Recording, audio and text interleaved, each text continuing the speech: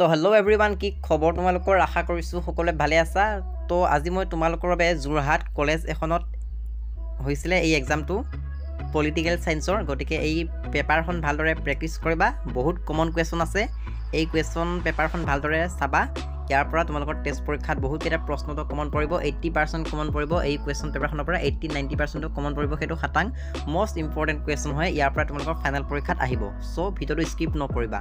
প্ৰথম প্ৰশ্নটো দি আছে, কোনখন ৰাষ্ট্ৰৰ পতনক দ্বিতীয় বিশ্বৰ পতন বুলি কোৱা হয়? এইটো প্ৰশ্নটো বহুতবাৰ পৰীক্ষাত আহিছে আৰু এইবাৰো আহিব।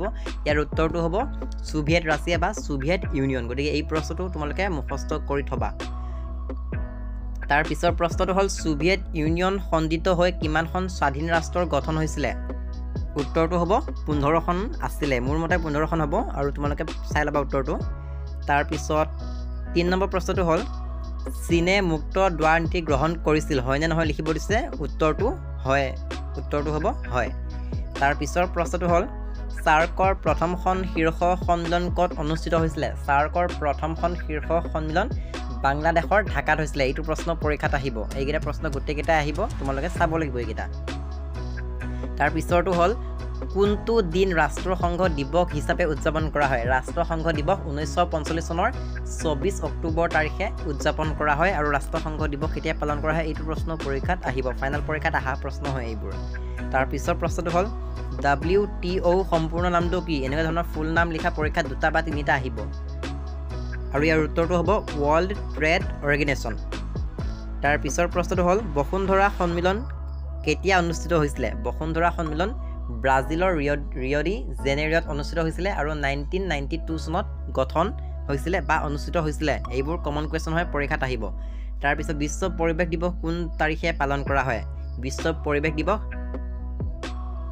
5 জুন তাৰিখে উদযাপন কৰা হয়। গতিকে এইটো কমন হয়, এইবোৰ চাব লাগিব। কোনটো দিৱস কেতিয়া পালন কৰা হয়, এনেকুৱা ধৰণৰ প্ৰশ্ন পৰীক্ষাত আহিব। তাৰপিছৰ প্ৰশ্নটো হ'ল, ৰাষ্ট্ৰপতি গৰ্বাচেভে ছোভিয়েট ইউনিয়নত আৰম্ভ কৰা সংস্কাৰ দুটাৰ নাম লিখা। সংস্কাৰ দুটাৰ নাম হ'ল পেৰেষ্ট্ৰইকা আৰু গ্লাছনষ্ট। পেৰেষ্ট্ৰইকা মানে হৈছে পুনৰ নিৰ্মাণ, আৰু গ্লাছনষ্টৰ অৰ্থ হৈছে পেৰেষ্ট্ৰইকা মানে পুনৰ নিৰ্মাণ, গ্লাছনষ্ট মানে হৈছে অধিক স্বচ্ছতা। তাৰপিছত দ্বিতীয় বিশ্বযুদ্ধৰ পিছত আৱিৰ্ভাৱ হোৱা 2টা বৃহৎ শক্তিৰ নাম লিখিব দিছে। গতিকে এইটো তোমালোকে চাবা, মোৰ মনত নাই ইয়াৰ উত্তৰটো। তাৰপিছত 3 নম্বৰটো চাবা, খালী ঠাই পূৰ কৰা, এই চনটো তোমালোকে চাবা। তাৰপিছত ৰাষ্ট্ৰসংঘৰ নিৰাপত্তা পৰিষদৰ স্থায়ী সদস্য 5খন আছে আৰু অস্থায়ী সদস্য 10খন আছে। খালী ঠাই পূৰ কৰা, এইটো প্ৰশ্ন ফাইনেল পৰীক্ষাত আহিছে। আটাইতকৈ কমন প্ৰশ্নটো হ'ল, প্ৰব্ৰজনকাৰী আৰু শৰণাৰ্থীৰ মাজত পাৰ্থক্য লিখা। এইটো প্ৰশ্ন 2 মাৰ্কৰ বাবে আহিব, আৰু এইটো প্ৰশ্ন ফাইনেল পৰীক্ষাত আহিব। গতিকে এইটো কমন বুলি লিখি থোৱা। আছিয়ানৰ যিকোনো 2খন ৰাষ্ট্ৰৰ নাম লিখা। আছিয়ানৰ ৰাষ্ট্ৰবোৰৰ নাম মই আগতে দিছোঁ, ভিডিঅ' তোমালোকে চাই ল'বা। তাৰপিছত 3 নম্বৰ এইটো আহিব, ইউৰোপীয় সংঘৰ 2টা অৰ্থনৈতিক আৰু 2টা সামৰিক প্ৰভাৱ উল্লেখ কৰা। Most important question. তাৰপিছত বিটো আহিব, ভাৰত আৰু বাংলাদেশৰ মাজত থকা 2টা সহযোগিতা আৰু 2টা মতভেদৰ বিষয়ে উল্লেখ কৰা। কমন কুৱেশ্যন হয়, তোমালোকৰ পৰীক্ষাত আহিব।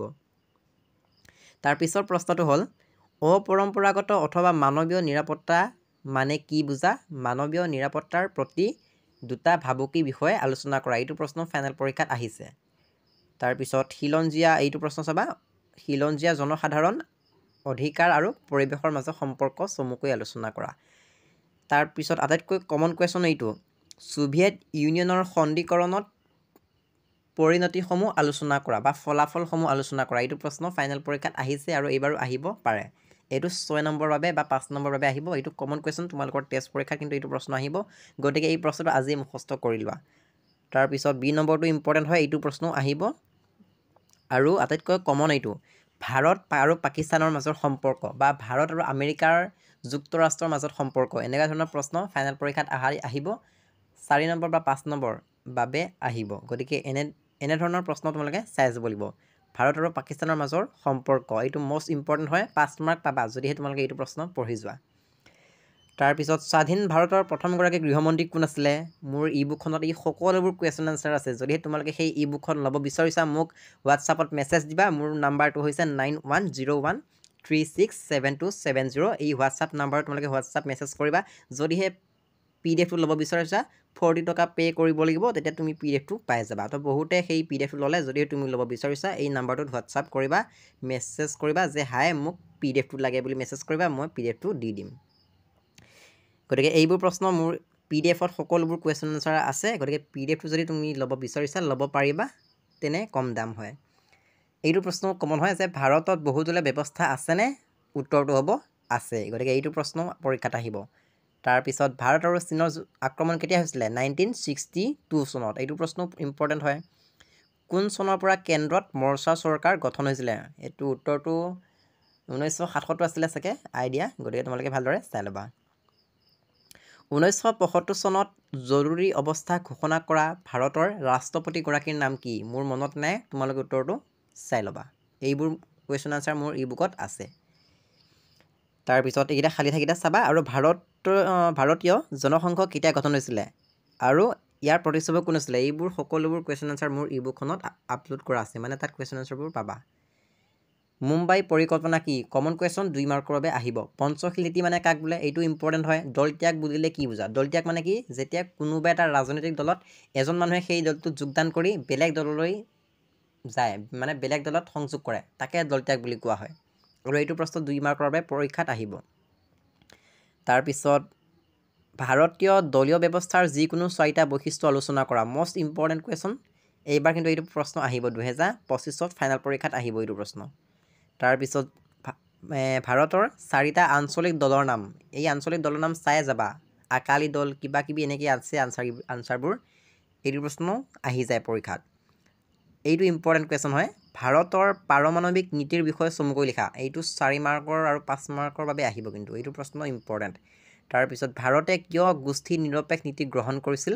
চমুকৈ আলোচনা কৰা এইটো প্ৰশ্ন 5 মাৰ্কৰ বাবে আহিব তাৰ পিছত কাশ্মীৰ সমস্যাৰ সম্পৰ্কে আলোচনা কৰা আৰু 1975 চনৰ 25 জুনত ঘোষণা কৰা ভাৰতীয় জৰুৰী অৱস্থা পৰিণতিসমূহ আলোচনা কৰা এইটো আহিব আৰু চি নম্বৰটো আহিব এইবোৰ চাব লাগিব